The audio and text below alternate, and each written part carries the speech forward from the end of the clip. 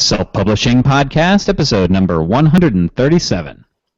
This episode of the Self-Publishing Podcast is brought to you by 99 Designs, the online marketplace that helps you get outstanding book cover designs at an affordable price.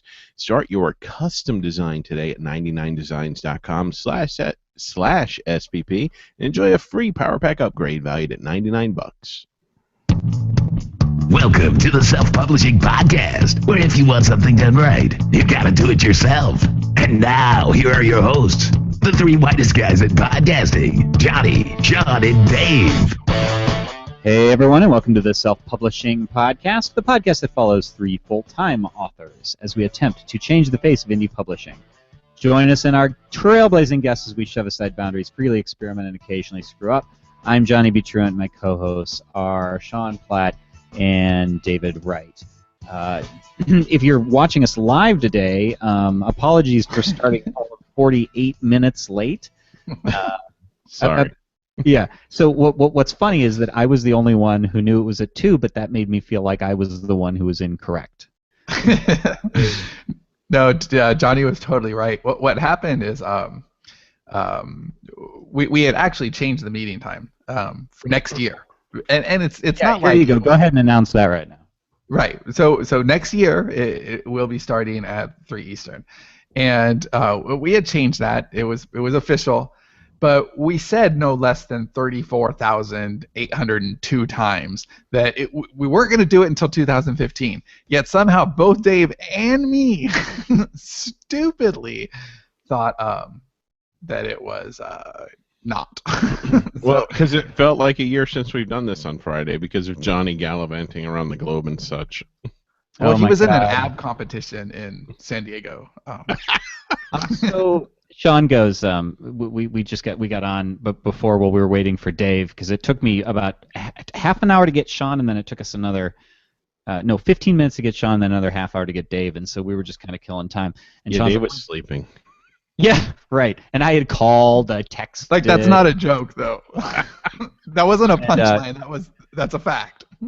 Sean goes, but you're refreshed though now, right? Like, because it was we were stressed out before. Well, I was stressed out because I was trying to get stuff done for before I left. He's like, but now you're gonna once you re-equilibrate. And I said, yeah, but it's not like I feel refreshed having gone to California from Ohio. It's more that I feel, what's the word? Depressed, demoralized, stepped on. That's the thing, because I have to be back emotionally here. Beaten to shit. Yeah, it's just like, okay, I'm ready. I'm ready to move again, because San Diego and Austin have sort of similar climates, and they're both sunny, and they're both warm in the winter, and they're interesting. Like, there's the terrain, there's mountainous sort of terrain and stuff, and we did a bunch of cool outdoor stuff. And then I come back here and I'm like, oh, I guess I'm inside for the next 3 months. That'll be great. So there you go. That's our story. To be hungry. There's gonna be a day when you don't remember what it's like to be hungry. This is good. I feel like that every time I leave Florida and then come back. I'm like, oh, yes, hungry. No, just depressed. But I imagine I would be depressed anywhere. I have a random tidbit. So this, you're probably not going to be able to see this on YouTube, so you're just going to have to take my word for it if you can't.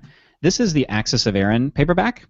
Sean hasn't seen this, nor has Dave. Oh, I haven't seen it. I believe you. So this is the Axis of Aaron paperback. Now, when we got this, I don't know if you can see this. This is matte finish, CreateSpace, and I said it's like washed out, kind of. Like, it just didn't work. So I said that needs to be gloss, and so I went ahead and reordered it. And can you see the difference?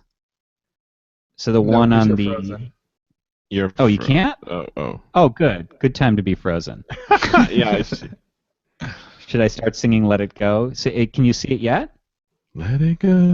Yeah, I can. Let it go. Okay. So can you tell how much the colors pop on the one that's gloss? Like, it's way better. I can't. But I don't know if it's the. Okay, the you're gonna have to take the my camera. word for it. It's crap way internet. better. It's way better. My crap internet, because I live where I do. And the reason I'm mentioning this is because we got all excited about CreateSpace offering matte when they started offering matte, and so we just got everything in matte. But it's not one size fits all. It's so not. It's so not. Like, the Axis of Aaron cover is definitively better in gloss, and the hardback, I haven't gotten the gloss hardback yet, but the initial Garrett hates you. I know. The initial one that I got in matte for the dust cover is it looks very washed out. It looks very plain, and I can't wait to see it in gloss. And I've also noticed that most hardback dust jackets are gloss. So it's Yeah, I have the access to hardback without anything on the gloss? spine. No. Yeah, I got that too. And it looks good, but it doesn't look sharp. Which I think the gloss will take care of that. But I mean that's it. I don't think there are many things in this business that are one size fits all. I think you really have to look at each individual product. What is funny about that? One size fits all. You mentioned size. You mentioned I could pull out this tea bag that I have right here, and Dave could make a reference to that. It's been a while. I can do it. Talked about stuff like taint, so I wanted to, dive back into the. That's good. I think you always have to look at, individually what you're trying to say with your individual product, whether that's a print book or an ebook or an audiobook. The format, the story, all of that. I think those kinds of elements, you need to look at everything and then decide what experience you're trying to communicate.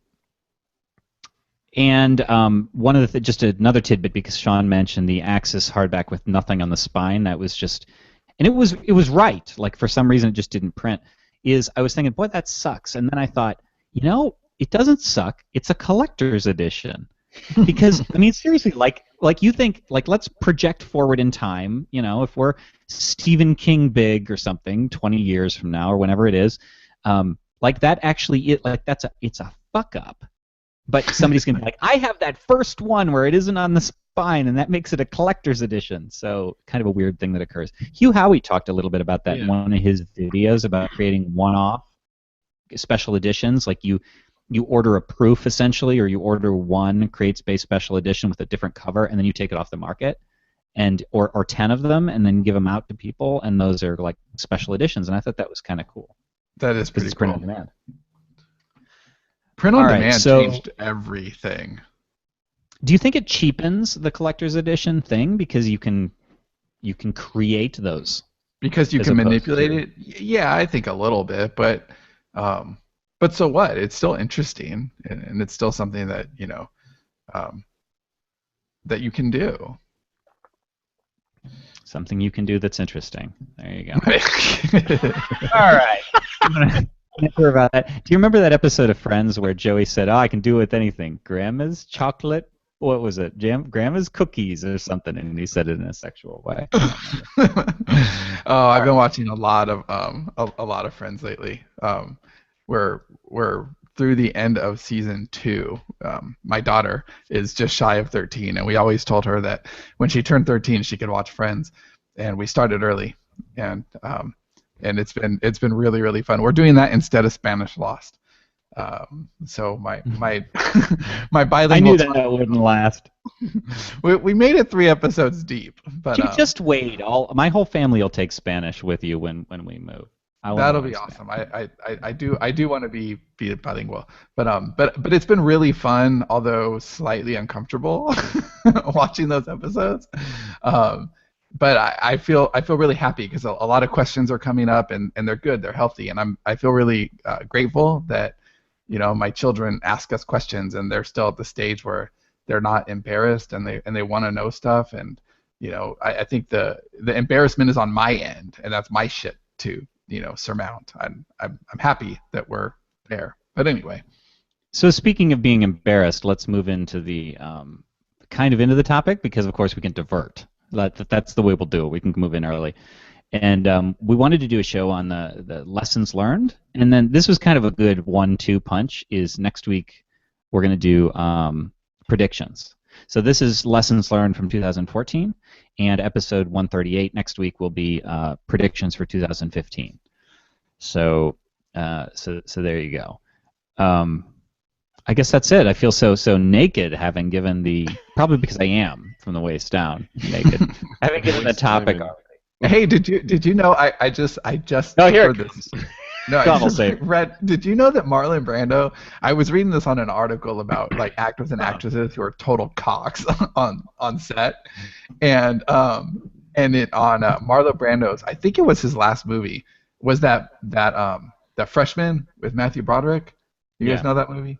Okay, Yes. so Frank Oz made that movie, and Marlon Brando was just a total asshole to him. He called him Miss Piggy the whole time.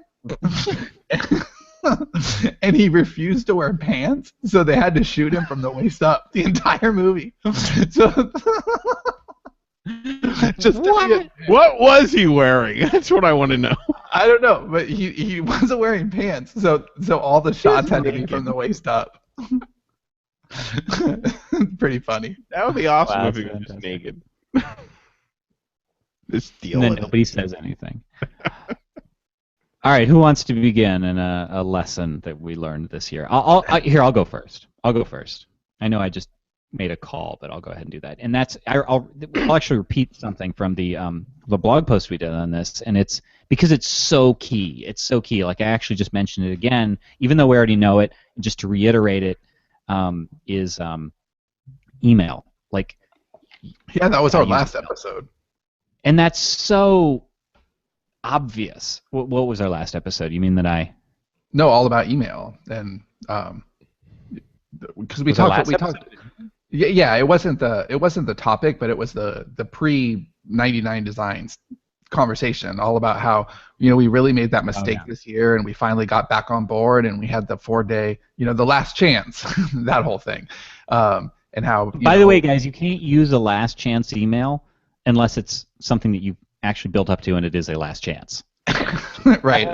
For anybody who might it be doesn't sending work. last chance emails about something that there's not actually last chance. Not saying Right, anything. there has been a flurry of last chance emails that have gone out in the last week, which is funny.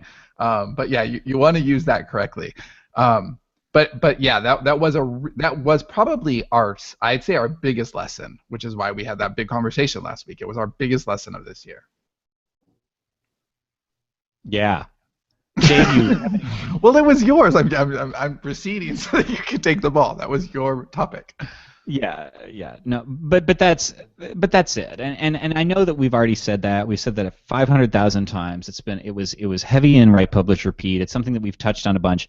But it's kind of like you just like your parents told you something, and you said, yeah, I know, and then until you were that age, and you're like, oh, I really get it, even though I thought I knew it before. It's that way with email, and Sean and I, at least, doing more marketing beforehand, like really knew this and used it effectively, but we just weren't practicing what we preach. We were collecting email addresses, but we were just not doing enough, and we were trying to say, well, what other promo avenues can we use?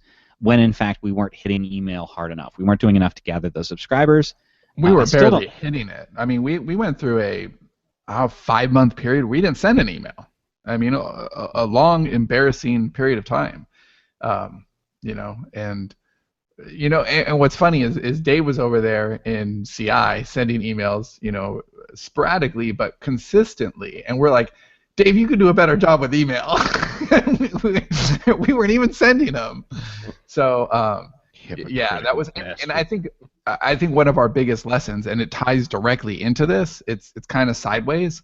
It's the same lesson but not as specific, which is there's a time for production and there's a time for promotion, and you really want to find the healthy balance between those two things.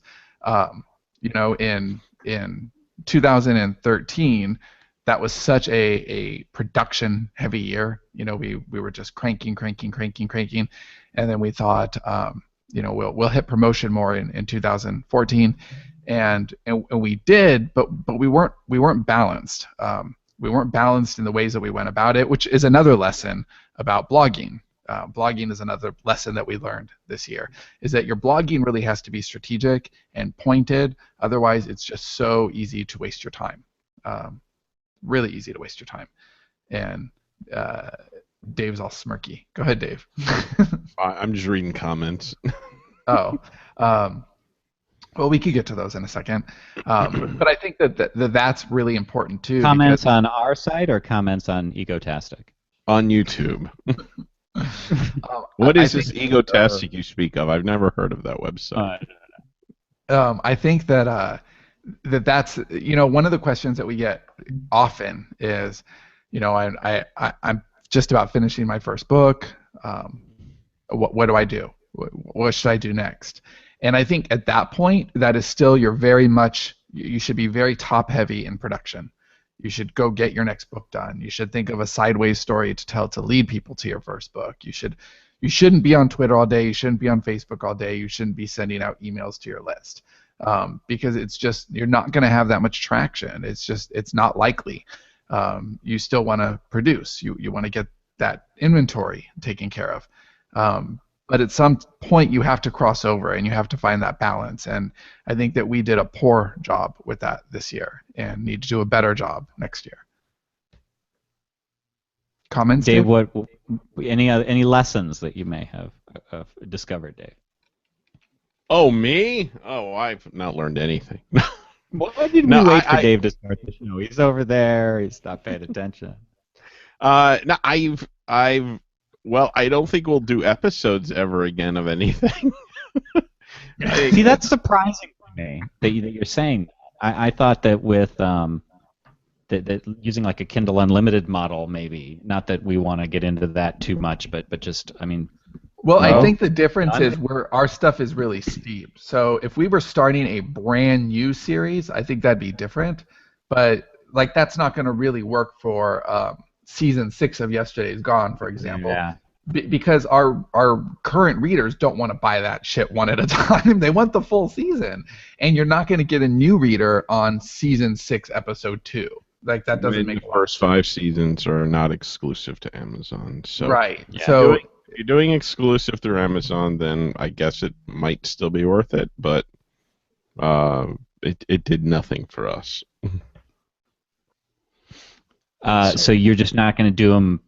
You don't think you're going to? Well, you'd write them that way, but you wouldn't release them that way. Correct. Yeah, at the moment that could change. I think that the big it is kind of is something.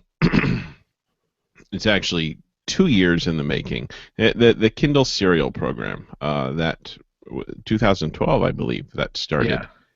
Yeah. And I had high hopes for that. I really thought that would do well, and we joined up with Kindle Serials because we thought that it was the perfect delivery system for serials. You buy one book. You don't buy a whole bunch of episodes that you have to manage on your Kindle, which is a pain in the ass, especially on the older Kindle models. So it seemed like the perfect delivery system, but it failed. I mean, they don't have them anymore. There's no Kindle Serials that I'm aware of. But I don't think it's yeah, but I think that's Amazon running it that failed. I still think it's a very viable platform, and I can see them dripping it to indie authors at some point because. Well, see that's what I was hoping for, and that's one of the reasons we joined up. We jumped at a traditional book deal because it was awesome and it was one of our goals, something we wanted to do. But also we wanted to help move the ball forward when it comes to serials, because when we started serials, very few, if anybody, was doing it on Amazon. I'm sure there was somebody doing it, but I couldn't find anybody doing it or doing it well. And certainly not using that language. Yeah, nobody was talking about it like TV episodes and seasons and stuff. I don't toot my horn very often, but I would say we were pioneers in that area. I thought you did it twice a day.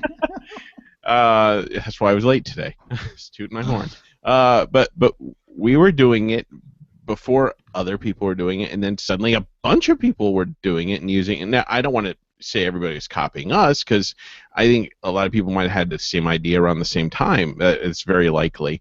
But we proved the model very early, so we wanted to join up with Amazon to help prove it even more and do well with it. And part of that was because we wanted it to become so big that they couldn't ignore it, and that they would open it to indie authors and other people could do it, because I would love to see Kindle Serials kick all kinds of ass, and for everyone to be able to offer their book for sale and have it automatically upload or update. Yeah, I think that would be a game changer. I think if that actually happened, I could see us writing another serial tomorrow. Like, okay, well, this is great. This is the experience that we can offer. Here's season 1 of this, and we'll update episodes. And at that point, you can truly grow it as an individual product, because every single time you have a new episode, there's a little bit of buzz and all of that, but people can come in at the same entry point.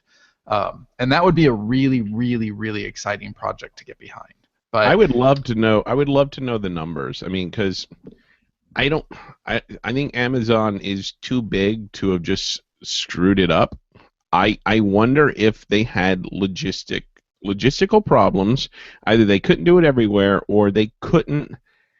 It wasn't selling as well as they wanted. Maybe it wasn't making financial sense. I'm really curious the behind the scenes on that. I would love to know. Well, I would too, and I also will say that it seems to me like they weren't especially good at serials. Like they didn't really understand what the market wanted or how to respond to it. And one example that we can give is the spacing of the episodes. It was too much. It was too much. People, like when we put out Monstrous. No, it wasn't Monstrous. It was Z, the original Z. When we re-signed for a second season of Z, one of the things that was important to us, we would not re-sign unless we could have week apart episodes, because that's what our readers wanted, and it was important to them. And one of the biggest complaints that we got from our other series is that there was too much space in between the episodes, and you're expecting readers to keep track of that. That's demanding on them, and it's not really fair. And if you're talking about in a season, you should be delivering that consistently. But they wanted to deliver their episodes monthly. Some of their series even were being delivered bi-monthly, and that's just silly. It's not engaging enough for a reader. You're not going to grow that way. And so I think they were just going about some of the basics wrong.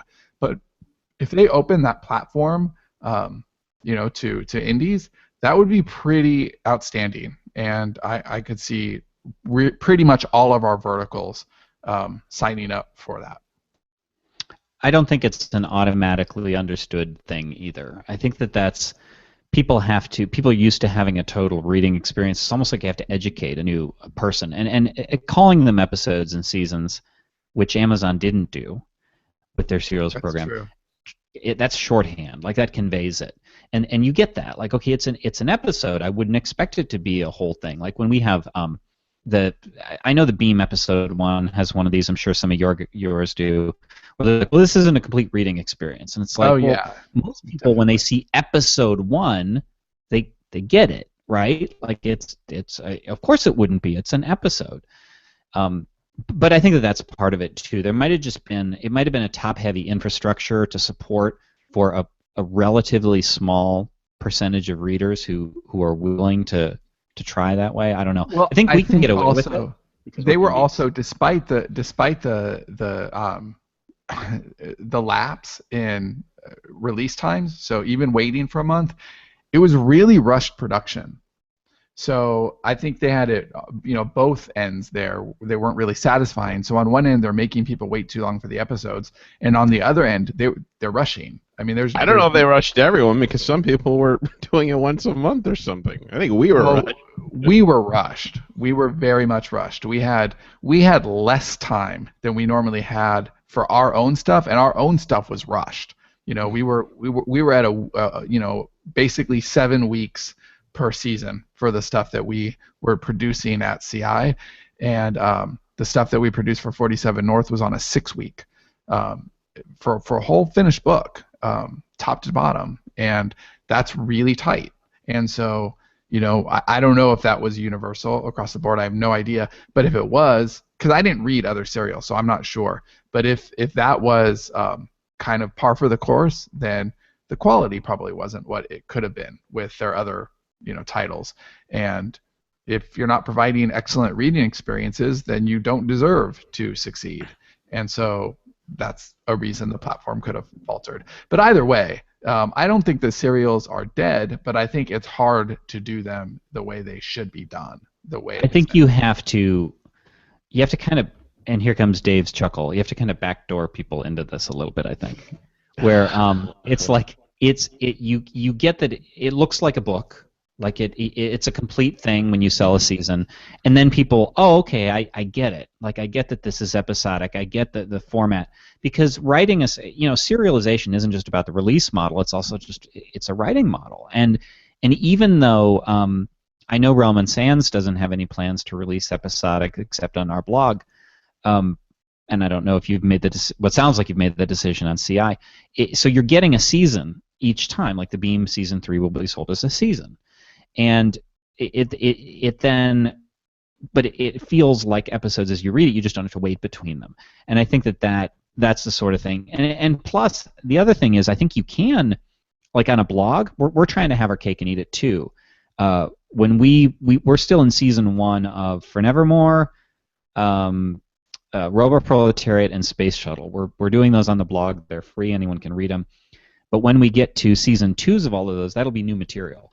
And we hope to get some of that water cooler conversation that comes with the serial as we release all of those, week to week, because it's new stuff, and people who've read the season 1s will want to follow along. But at the same time, it'll be released on Amazon and Kobo and Barnes & Noble and the other sellers as a season, but it'll be on our blog serialized. So it kind of lets us, we're going to try and see how that works. I think for me, the biggest takeaway on serials, what makes them still viable, isn't the marketing or the release, it's the creation. Because creating something that is serialized, when you're still in production, before you even have a cover and before it's going out, that's a unique experience. It's very different to write a serial than it is to write a book.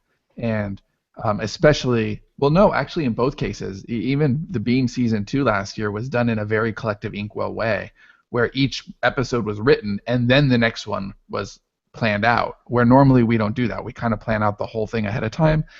But that serialized experience, I think it doesn't just translate to the reader. I think it comes home creatively too. And even though the big difference now is that we write a whole season and then go back to make sure that everything is gelled and we can foreshadow and stuff like that, we're still actually conceptualizing the episodes one episode at a time. And that gives it that TV feel. Like it does, because that's what those showrunners do. They're making that stuff up episode to episode. And even though they have some, raw materials that they're trying to work around for the season arc or narrative, they are writing them an episode at a time, and I kind of like that immediacy.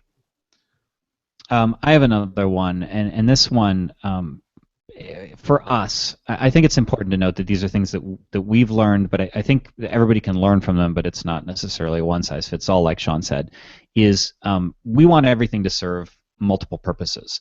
So there's a project, I don't know that we're ready to talk about this, but I remember trying to figure out, well, I can think of one thing that we could do with this. Like this solves one problem. But until we can find out how it solves 2 or 3, then it's not worth doing, because it's just not enough time. So for an example, development diaries that we've been doing them all throughout Fiction Unboxed for all 3 of the existing Dream Engine books, because the third one is finishing now in rough draft for the unboxers. We kept the development diaries, and that served it because Fiction Unboxed was a project in itself. But we did them for Access too, and I'm doing one for Robot Proletariat Season 2, which I started this morning. And so those are it isn't just like that will be promotional content for the books. Access, we ran excerpts of the development diaries during the launch of Access. It is a reward bonus in full, not a reward bonus. It's like a bonus pack for people who read the book. It's like B material, extra material that we offer at the end through a link. And it's also just creatively, it's almost like a diary that we keep. And so Fiction Unboxed is my favorite example of this, because when we were done with Write, Publish, Repeat, people said, we want that productivity book that you mentioned at the end, that you didn't have time to get to the productivity section because the book was already a behemoth. And we didn't want to write it because we needed to get back to fiction. So our solution was, if we do Fiction Unboxed, it lets us write a book and fulfill that nonfiction need. And then out of that, we also got the Fiction Unboxed book, which just launched a few days ago, to great praise and great numbers. And so out of that one project, we did one thing. We wrote a book in 30 days, but we got at least 3 projects out of it, and that's if you don't count Fiction on Box 1.5, the World Building Summit, the Colonist Session, which is coming up in spring. And so I like to think in that, like, how can everything serve multiple masters? Yeah, Dave and I are the CI project right now that we're working on. It's very two-pronged. Like there are 2 specific purposes, not just to have another CI book, but when it's all done, and we'll talk about this a little more very early next year, but there's something very specific there that we're trying to do with it. And it isn't just about, okay, we need to write another book. It's about what is our overall plan. So you kind of have an A plan and a B plan to everything. And if your project doesn't serve, and again, this is just for us. This is the way we're running the company right now.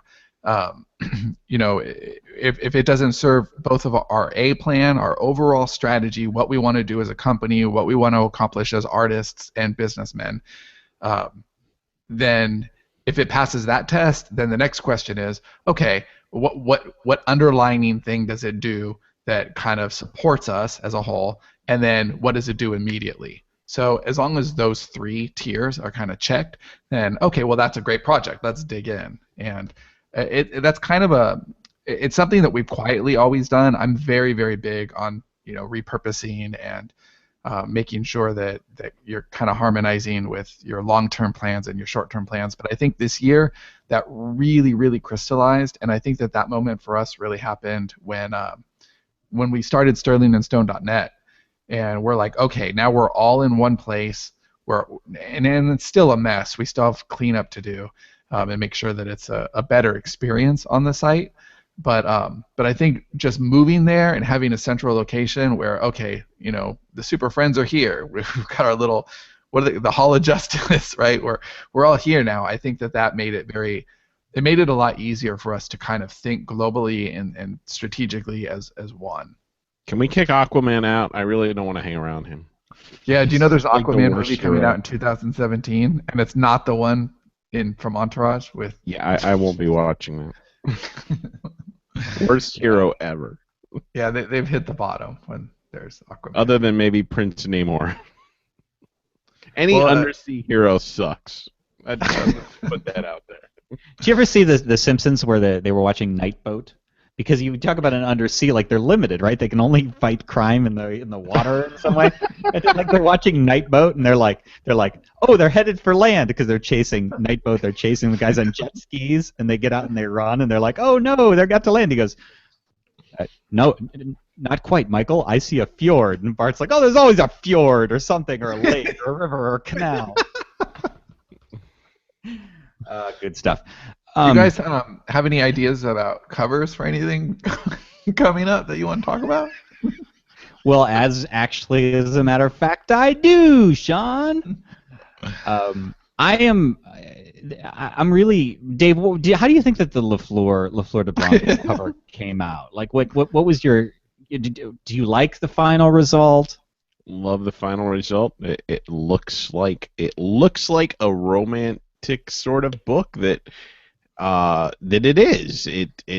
It looks like the genre, and that is a first for a Lexi book. Usually they do not look like the genre. They look like something that I designed. It is romantic, but not a romance, and that's kind of what's really great is that it does understand, like our designer understands the genre, like she understood what we were trying to communicate. And big high five to Amy and Monica who helped us with that, who are both working with us now, by the way, which is fantastic.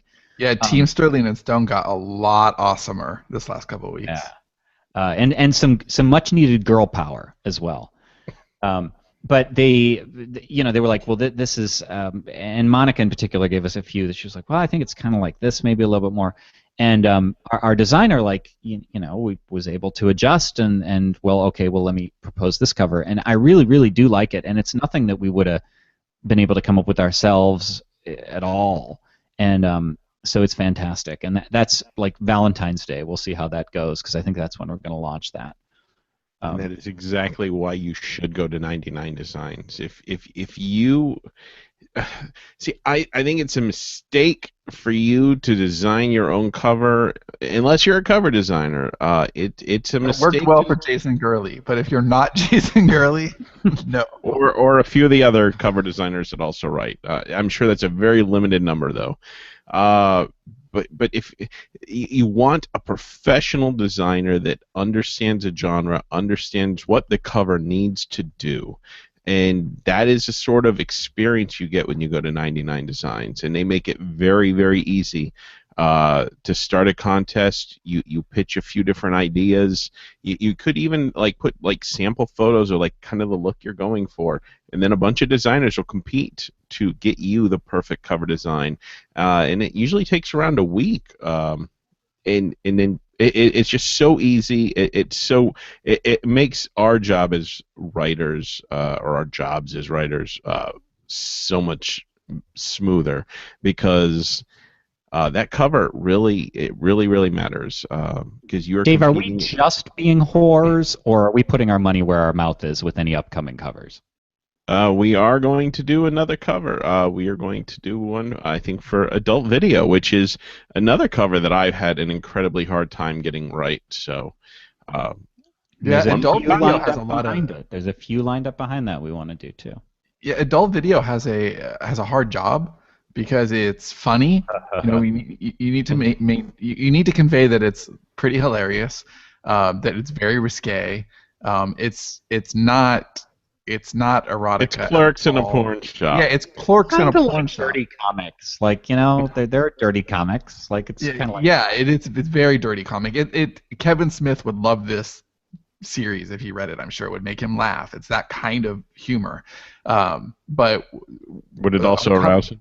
Yeah, but probably a little bit. But our covers right now don't convey that at all, and so it will be really, really cool to see what 99 Designs does with adult video. But I bet a lot of people are wondering, though. Is there anything to lose? Yeah, right? I want to go to 99 Designs, but is there anything to lose? And the that's best exactly part about what I worry about every single time. I forget what's going to occur, and I worry about there being something to lose. The best part is with 99 Designs, there is absolutely nothing to lose. If you don't like the designs, then you end the contest. You can even do a different contest if you want, or whatever. But that's yet to happen to us. Every time we've used 99 Designs, we've gotten a perfect cover. I mean, there's not too many services I could say that about. That every time I've gone there, they've delivered a perfect experience. So start your custom design today at 99designs.com/SPP, and you'll get a free Powerpack upgrade, which is normally $99. And let's face it, if you're not using the free Powerpack upgrade, you're basically some sort of a subhuman creature like a troll or something. Because that would just be foolish. Really. Right, Dave, you really shouldn't. You should definitely use the Powerpack upgrade when you do the adult video contest. Yes.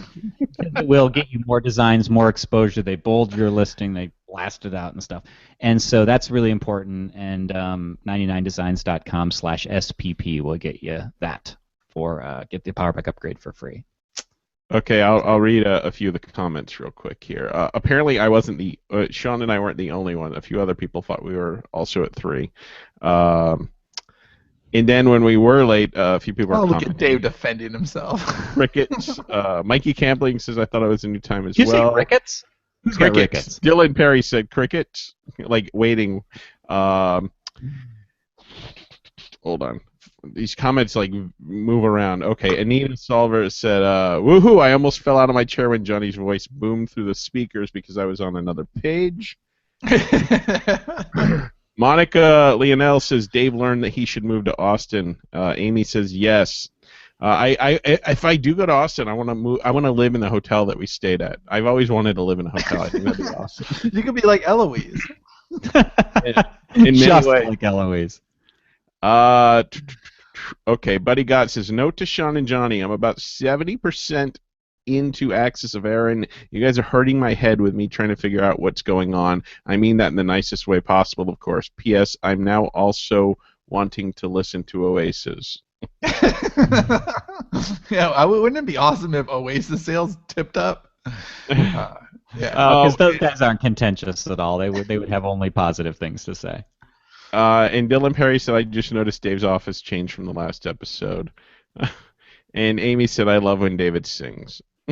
Dave's Rachel office Davis is like, says, so basically Sean and Dave forgot what year it was. Yes. Dave's office is like one of those things that they have in the back of like a People magazine or Us Weekly or something, where they have two photos and you have to identify what's different. Like a little subtle Or difference. Highlights magazine. I actually think it's like the back of Mad. Like if you folded the back of his office together, it would make a different picture. A horrifying image. There's Children in Jeopardy there. You just have to look at it right. Yes. Yeah. They do fold. The screen's behind me. The children?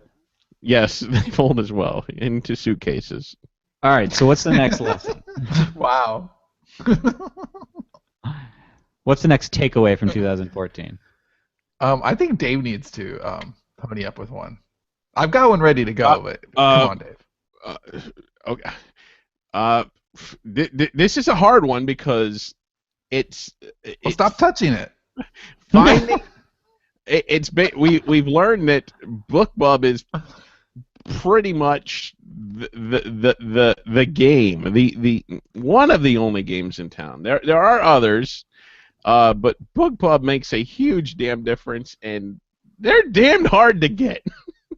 So if BookBub wants to do naughty things to you, should you let them? Yeah, sure. I'll do whatever it takes. They're very picky. We've all gotten in, but it's certainly not an easy thing. And it does seem they want full-length novels with real commercial sort of appeal. Excellent covers, good review averages. Now we did a thing just recently with BuckBooks, which is an email-based service like BookBub, but nowhere near as big yet. And we got some pretty good results. Like that worked quite well for us. So I would say good things about BuckBooks. But I don't know if that was part of a special promotion or if that was like day to day, because Dave set that up. They do daily promote. They do something interesting. And right now I don't think they're looking to build their. They're looking to build their readers list, not necessarily their authors list, because I think there's no shortage of authors that want their book out there. And but right now they're building their readers list. But it's interesting the way they do it. They send out an email with like blind items basically. And at first I was like, this is pretty damn stupid. They got like 3 or 4 links, and they'll say something about the book, but you don't know what the hell the book is. But then I was like, well, I gotta click the fucking link to find out what the book is. So it's effective. It works. Smart, actually, yeah, I think that's smart. You know what? I'm just glad to see them because I want more players in this space. Yeah. I don't think it's, I'm glad that BookBub is as successful. Even if we were getting every single thing picked up by BookBub, I would still not think it's best for the community because there needs to be more players in the space. There just does. Like that's not a healthy ecosystem when there's one big whale eating all the fish. So it is interesting that the two biggest players are Pixelink and BookBub, and both of them are impossible to get into. And we've been lucky that we've gotten picked by them when we have. But it's interesting that the two biggest players are also the most selective and hardest to get into. So I think that says something. Well, those are tied together, though, because think about how many people must submit to both of them. BookBub's official line is that they only submit about 20. They only pick about 20%, I think. But it seems to me, based on batting average, that it seems lower than that. Either that, or they just don't like us a lot of the time. Which is totally possible. Yeah. I think a lot of the shenanigans that we do as part of building our business, the off-genre stuff, the serialization, I think that kind of stuff does hurt us in this particular arena, and that's okay. But it would be cool if there were other games in town. Well, I think it also speaks to diversifying your product line, and one of the things that we've noticed this year, this is it's applicable for everybody, but a little less so, depending on how much you produce. But we have serials, and we have short and long serials. We have 3 different lengths of serials, basically. The max power LOL sitcoms are 7,500 words or so an episode. Sort of the sweet spot is around 15,000, and the beam is 30 plus. And so we have the range of serials, and then we do have multiple genres, and we do have more and more book books. Like La Fleur de Blanc, I think will do really, like I think BookBub will want that, assuming that the reviews are there, just because it has a commercial look. It has it's women's fiction is the best genre for that. It's got sort of a romantic bent to it, and it's a full-length book. And so I don't know. I guess it just says what are the different things that you can throw at a player like BookBub.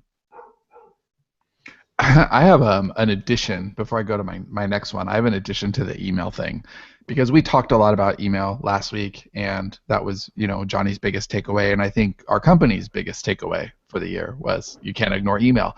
But to put a finer point on that, it's not just about broadcast emails and just regular communication. It's get an autoresponder out there. And ours is not done. It won't be out until January. But even if and ours is complicated, right? We've got a lot of imprints, we've got a lot of history, we've got a lot of bonding that we want to do. We have a lot of products, so it's a more complicated autoresponder. But you want to get at least something out there, something that catches up your ideal reader to where you are at that moment in your story. And we'll talk a lot more about this next year, when we actually have the autoresponder out there and we have more tangible things to say. But it is our big takeaway this year, is that we don't have an autoresponder in place, and we absolutely know better. we just know better. It's so inexcusable that we don't have an autoresponder in place for any of our imprints. It's so dumb. And so we're taking care of that right now. But I thought I'd put it out there as something don't go rush out and do an autoresponder right now unless you know what you want to do and what you want to say, because we'll have more tangible, actually we usually say we don't have advice. I think when it comes to autoresponders, we actually will have some advice next year.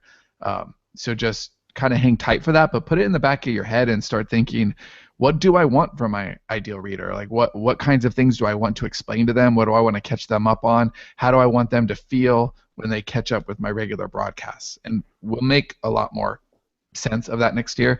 But I do think it's something that pretty much 100% of authors can do, whether there's 3 emails in your autoresponder or 60, like there will be in ours.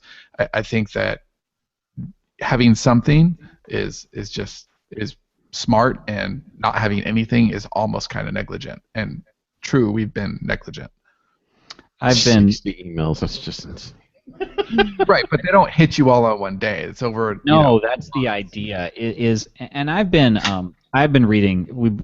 Sean and I both have. I know Dave's been reading some style books. I don't know if he's been reading a lot of promotion books, but I've been reading a lot of just books about stuff that we talk about, stuff that's in our space. I read Steve Scott's, although it might have been S.J. Scott, might have been the name he used. 62 Ways to Sell More Nonfiction Books or something like that. And currently reading Tim Grall's Your First 1,000 Copies. And it's helpful to reinforce some of these lessons that we already know. And Tim talks a lot about email. And he was the one who, if you remember, if you saw when he was on our show, like, Sean, we knew about autoresponders, but it's like, after listening to him, it's like, well, yeah, of course. And you got to remember that people enter your world at different places. And if somebody signs up for our list today, and then they get the next announcement, I don't know what's next, but let's just say it's Yesterday's Gone season 6, then it's kind of like, well, I don't what happened, I don't know what this Yesterday's Gone is. Like, you're sending me this product announcement for this thing, I don't know. And if they've just encountered you and they sign up for your email, like, that's an intimate thing. That's way more intimate than social media, which is kind of like out there. Like, they're letting you into their inbox, and so you have an opportunity to. They wanted to get to know you, and you get to say, well, this is how. Here's lesson 1 in getting to know me. Here's lessons 2 in getting to know me. And you have an obligation, really. Yeah, and yeah, exactly. It's not just like boom, boom, boom. Here's my broadcasts right now necessarily. An autoresponder lets them learn your story. If you watch the sterlingandstone.net blog, you'll see posts that, like, the best example was when Sean posted our origin story part 2 or something, and there was no part 1. Like, he posted part 2, and people were like, was there supposed to be a part 1? People who just go to the blog and read it, and the reason is because we're publishing those blogs so that they will be there for people in the Autoresponder series. They have to be live posts. And so Sean wasn't thinking of the current readers. He was thinking of the people who will be sent there via an Autoresponder. But those tell our story, how we met, what we write, what kind of a Realm and Sands reader are you, what kind of Sterling and Stone reader are you, and so by the time they've gone through those 60 emails or whatever it is, they know they're ready for that next product announcement. Or yeah, and you won't have, and just to clarify too, because I think this is important. I mean, for Dave, he's like, what, 60 fucking, who wants to read 60 emails? And a lot of people don't. But the people that do, like, those are your readers forever. Those are the people who, like, maybe if they get an email every 10 days and they've been waiting for it, and you want to vary it too. Like an email sequence like that, strategically done, you would have like one email come up, then another one immediately the next day, then 3 days, then a week, then the next day, and then 10 days. Like there needs to be flow to it. Really long-term planning. Yeah, it's very long-term, and we write these like a book. Like they really are. There's like, okay, we're mentioning this thing here, and then that's going to be covered 8 emails later, and it's a lot of work, but it's autopilot after that, and that's really, really cool. Another thing that I think was big is, and again, this is, I think, reinforcing something that we already know, but it was still a big takeaway, I think, is the whole idea of Coopertition. I've always been a really, really big disciple of Coopertition, and I love it. We did the thing with Joanna and David Gauguin this year, and the Indie Power Pack. And that was really cool. And even though it didn't do what we wanted it to do, I would still do it again in a heartbeat because I like working with cool people and doing cool things with cool people. And it is doing plenty that we want. It just isn't. We didn't hit the. It didn't hit its bullseye, which was the New York Times play. Like that's why we initiated the project. I mean, not we didn't initiate it, but that's why the project was initiated. But I think the idea of working with people, the whole Fiction Unboxed thing, that is co-opetition. That was with our audience, and we're coming and making cool, creative, awesome stuff together. If you look at our team, we've had Amy Schubert and Monica Lionel have both joined the Sterling and Stone team. Monica as a writer, and Amy, who wants her official title to be studio manager, which I love. They're both coming, and they both have projects of their own. Monica has several projects in development that have nothing to do with Sterling and Stone, and we want her to actively talk about those things when she's here. They're not. Do you think Amy cares if I talk about her? She would probably like that, right? Round of applause to Amy, the name of her book. No, I don't think you should give out the name before she publishes it. Okay, well, anyway, they both have really cool sounding projects, and we actively encourage them to talk about those projects, in our space, because that's healthy. That's co-opetition. I think that you can't think of yourself as competing with other authors. Think of yourselves as part of a community, and the better that we all do together, that a rising tide raises all ships. Right. Yeah, absolutely. Another one that I would add is, and we did know this too, but this is really, it's just you can't learn this sort of stuff enough, and that's the idea of your tribe. When we talked about this on the blog, we talked about in terms of speaking directly to your tribe and not being afraid to trim your tribe.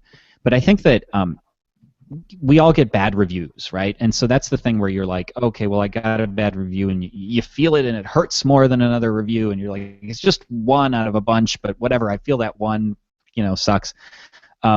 But that's a form of tribe trimming. Like your books are not going to appeal to everybody. Your marketing is not going to appeal to everybody. Your Autoresponder series and your blog is not going to appeal to everybody.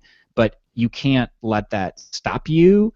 You have to, forge boldly ahead. And the way that we talked about this is we did it in terms of Fiction Unboxed, but it's true for everything. Plenty of people didn't like Fiction Unboxed. They didn't like us talking about it.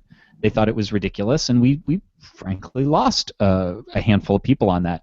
But the silent majority that loved it more. Like you're going to, you speak to your tribe, you speak to the people you want to speak to, who are going to appreciate your message, who are going to appreciate your art, your stories, your books, and don't worry about the people who don't like it. So Axis of Aaron is a mind bender. And so there are people, like a lot of people love it, and they're going to be people who are going to go, what the fuck is going on in that book? But it doesn't mean we should think of the people who aren't going to like it. You write the art, you create the art that you're going to create for your ideal tribe, and not be afraid to know that some of them will go by the wayside. You have to actually... Go ahead, Dave. I definitely agree. I think as an artist, I think we want people to like us. We want people to like our art. I mean, that's a big part of why I write. As much as I dislike people, I want people to like things I do. And there is this urge to like try and please too many different people, but I think to do so is a failure as an artist. You're really ignoring what makes your art true, and that is like Yesterday's Gone and stuff like that. It gets criticism from people that first find us that don't like obscenity. They don't like Mauricio. They just think it's like the most foulest, evilest thing they've ever seen. Those people had a problem with necrophilia. I mean, can you believe it? Like, you're gonna offend people no matter what you do. No, people to be are so fair, prude. To be fair, we don't get to necrophilia until season 2, so they had a problem even with slip it in. necrophilia. But there is. I don't mind that. It bothers me a little, like when someone's first experience with us is like they just think we're like these vulgar people, and I think that they miss out on a lot of other stuff that we have to offer. And I think that's true no matter who you are, but I think the people that do like you and that do get you, they get you and like you all the better. So you can't have everyone like you ever. And it feels like the more popular you become, the more haters you're gonna have. But it just comes with the territory. But it's also more people that get your stuff and they love what you're doing. Yeah, Go ahead. I'll always take deep relationships over many relationships. Like I yes, I have a few people in my life, and I the people who are close in my life, I love those people and I can't get enough of them. But I'm not somebody who needs 100 people.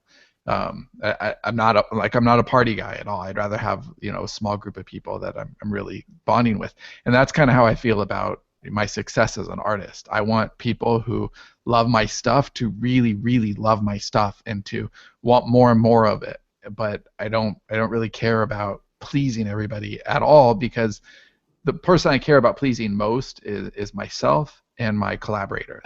Like I care very much, Dick.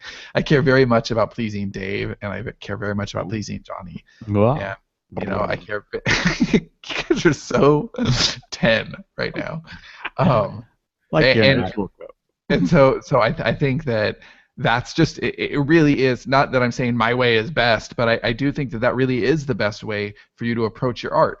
Because I think that the people who they want to please.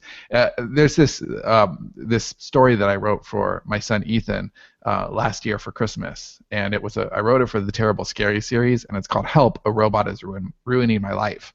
And in the book, the dad is a painter, and the robots basically come in, and the family stops learning how to think. And every morning, the dad goes to his personal robot, and the robot reports to him what art he should paint that's going to please the most people. And that's so sci-fi. I love that. Yeah, it basically tells him that if you paint this little bit of art, that it'll be this commercially successful. So that's what the dad does, because he wants to be a successful artist. But after a while, he doesn't love painting anymore. He gets no joy out of it because he's not emptying his soul. He's doing something different. And I think that that's a silly little metaphor for a children's book, but I think it's very apt. And I think that if you're looking for what is going to drive the most commercial, it's like internet marketers who you go and you learn to like get this niche because there's this product and you're tapping this vein, right. And you wake up every day and you hate your work. Like, even if you're making money, you hate your work. There's nothing there to drive you. I think you really need to be driven, and art is a great way to drive you, but you have to be in touch with it, and that means pleasing your muse, and if you collaborate with people, pleasing them, but not worrying about pleasing everybody out there. Got a breaking comment about where I moved to. Mikey Campling says, if Dave moves, we want him here in the UK. We're prepared to return Kevin Spacey if that helps swing the balance. Dylan Perry agreed, said deal. Nathan Harvey says move to Fort Worth.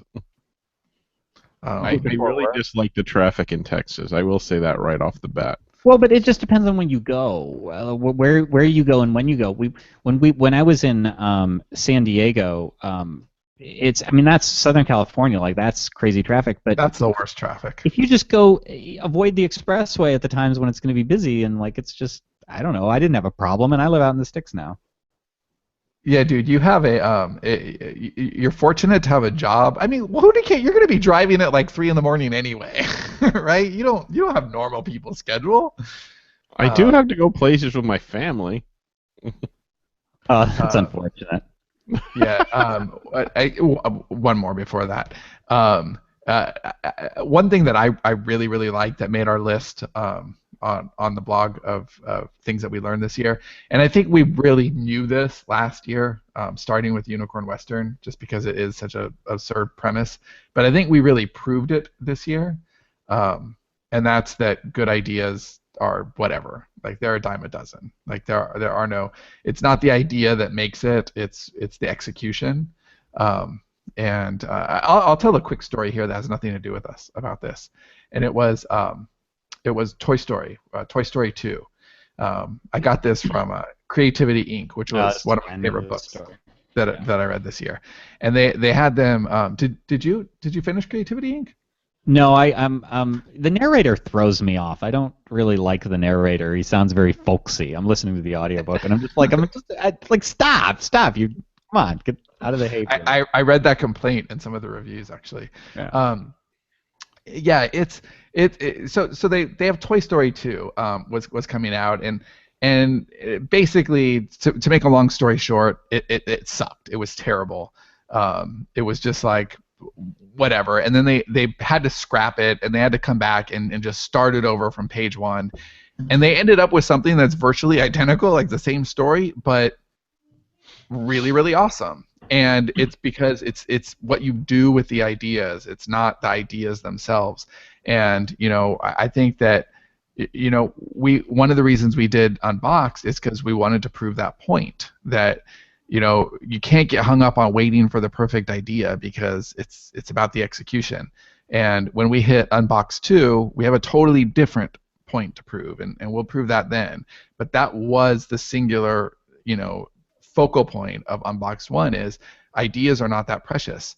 And I think that considering it's now 6 months later, and there's 3 books written in the series, and it's our most sprawling and developed world, and we had other creators come into Austin and spend time with us to create their own worlds based on this world. It's kind of amazing that and the direction that book 3 took is largely because of some stuff that Amy said that we really liked. Right. And it's not like she said, here's an outline. She just had a cool thing, a hook that we liked about the Ministry of Decorum. And it sent us totally in this other direction. So I think that ideas are not that precious. It's about listening to the right ideas and just not being afraid. You didn't finish the Pixar story in the way that I thought you were going to. Wasn't it like they were talking to Disney reps and they wanted to just replace... It was about people versus ideas. Do you remember that? Yeah. So there's another point here that Ed Catmull, the writer, he was basically with someone. He was spending a lot of time with a lot of executives, and they were saying that their biggest problem is having people. Like they can't get enough. They just can't get enough ideas. Like, oh man, we've got all the people, we've got the writers, we've got the directors, but there are no original ideas. We can't get any good ideas in Hollywood. And Ed's just shaking his head, and he's like, that's stupid, because ideas are whatever. Like, you need people. You need good people. And, I think that from where he was coming from, Hollywood was overestimating the value of ideas and underestimating people, and thinking if you have the right idea, you just plug it into the factory, and a great thing comes out the other end, and that's really not the case at all. If you have a great storyteller, they can take any idea and find the truth in that story and make it into something remarkable. So there you go. So our last one is the thing that we've been hitting all year long. So it should be no surprise that this is like our number one lesson, and it seems like kind of a cheat of a lesson, but it's so not. Is the idea of iterative improvement. You may look at where we, first of all, don't take what we say, like I said, as pat advice.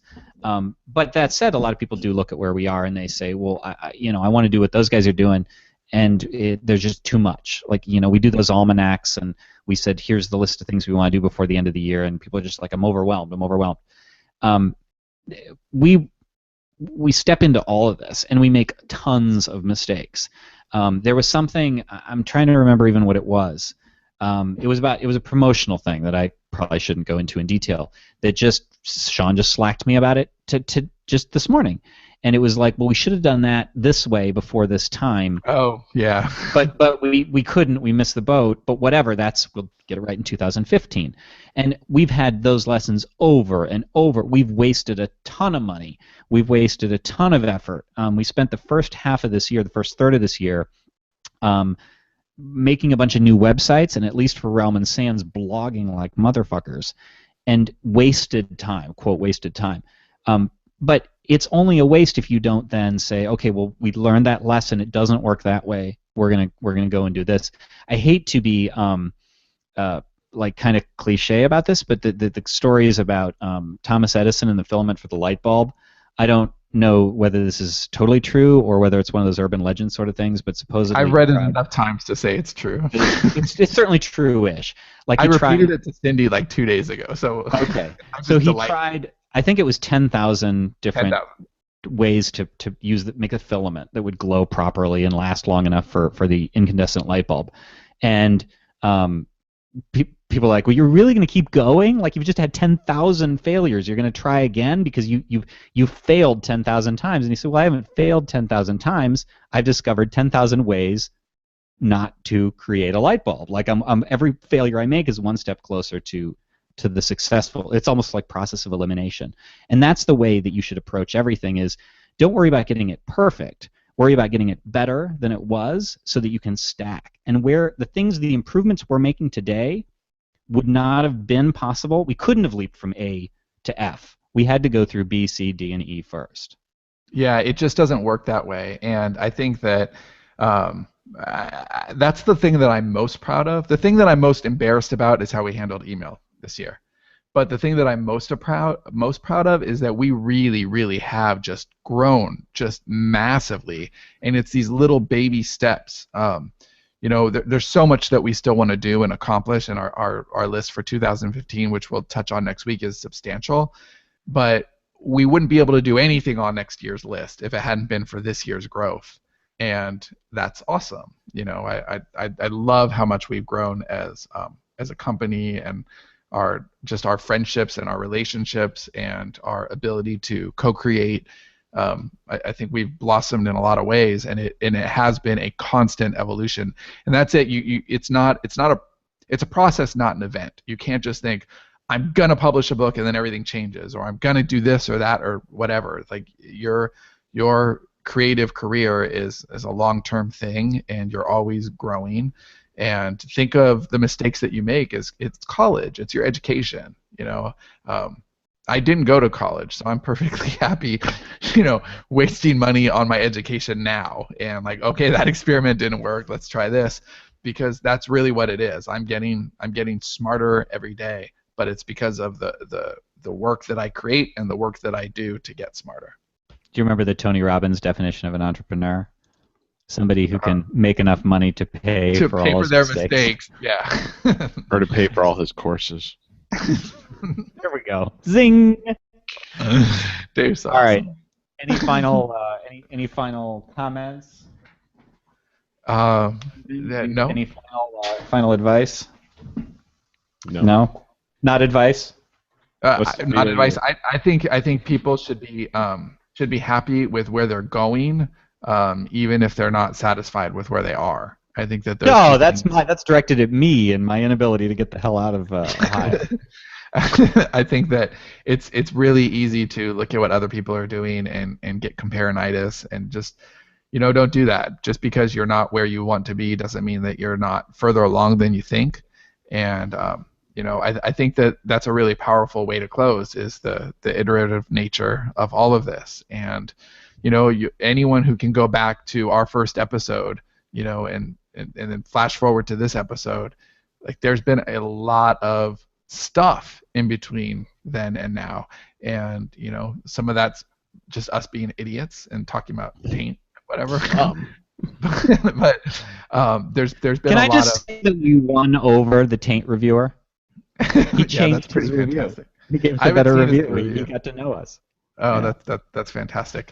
I think that you want to take those baby steps, because they really, really add up. All right. Oh, yeah, you're right, Dave. Okay, so I guess we'll conclude on this. So if you want to get the essence of the podcast, if you haven't, check out our book, Write, Publish, Repeat, which is at selfpublishingpodcast.com/WPR. And newly released, the Fiction Unboxed book. I don't have a short link for it, but man, it's just been a week after release, and it's already got 24 reviews with a 5-star average, which is super awesome. People are loving it. So thanks very much for those of you who did love it. And I don't know where to go with that. So thanks for listening to the Self-Publishing Podcast. We'll see you next week, which will be the last show of 2014, and then move to a new time in 2015. Thanks, everybody.